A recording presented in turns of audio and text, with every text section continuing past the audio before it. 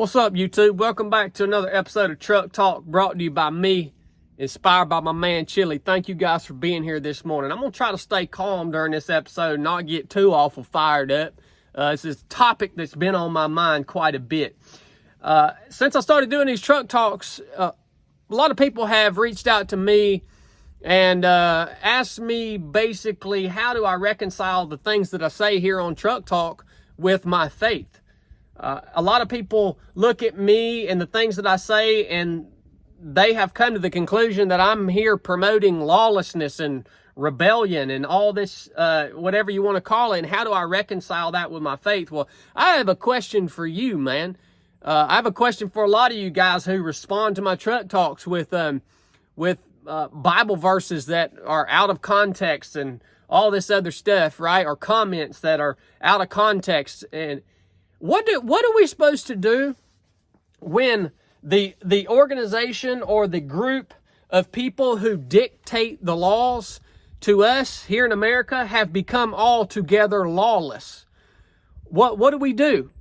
What do we do when the organization or the group of people who are dictating the laws are guilty of thousands of counts of treason, selling out the interests of us, we the people, for their own personal gain, selling out our safety, selling out our freedom, selling out our security? What do we do when the group that dictates the laws advocates for sexual immorality, for perversion? What do we do? What do we do when they mandate things that are actually killing people, that have killed people in literal crimes against humanity? Well, how does that make... I'm not advocating for lawless. I'm pointing out the lawlessness of the ones who dictate the laws. That's what I'm doing.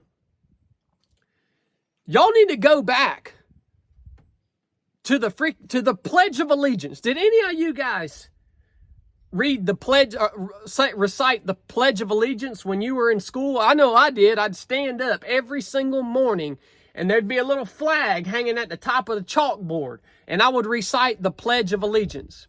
And there's a part in there that says, "One nation under God, indivisible, with liberty and justice for all."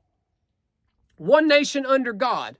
What happens when the government of that nation is no longer operating as if they are under God? In other words, what that means is we as a nation derive our authority from God. When you are under God, you are in submission to God, which means you derive your authority from God. And the laws that you dictate are inspired by Him, God. Indivisible, with liberty and justice. What happens when the government begins to sell out or steal away your liberty? What happens when there is no longer justice being carried out by the powers that be? When it's one-sided, when it's in the interest of their agendas or their personal gain. And you're going to call me lawless? Are you freaking kidding me, man? Are you kidding me? What does it say right here? What does it say right here? In God we trust. The government is deemed illegitimate when they depart from the principles of the allegiance that I have sworn to.